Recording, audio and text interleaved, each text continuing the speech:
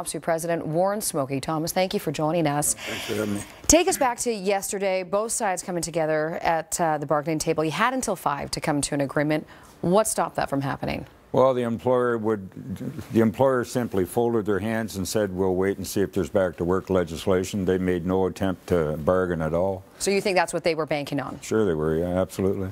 You've called for the College Employer Council to be disbanded. Yes. Why?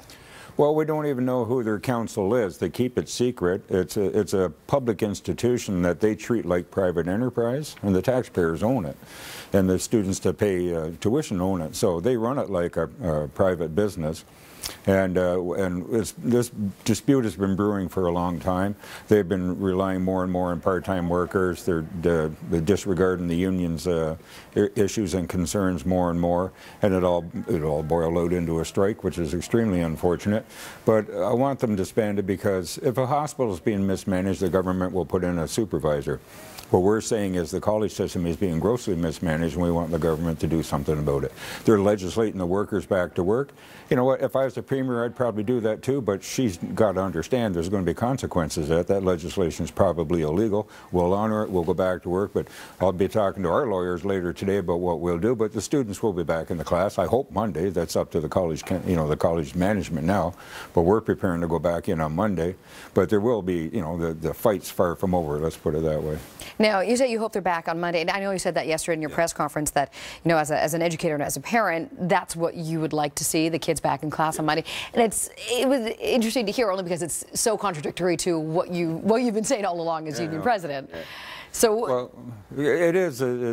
There's professors too in the bargaining team. They all wear two hats. So you're a union activist, you're on the bargaining team, but you're also a human being.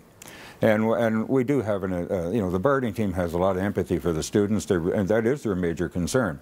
So back to work is the least desirable of the outcomes. What would have been better is a bargain collective agreement. The council simply they've not been interested all along.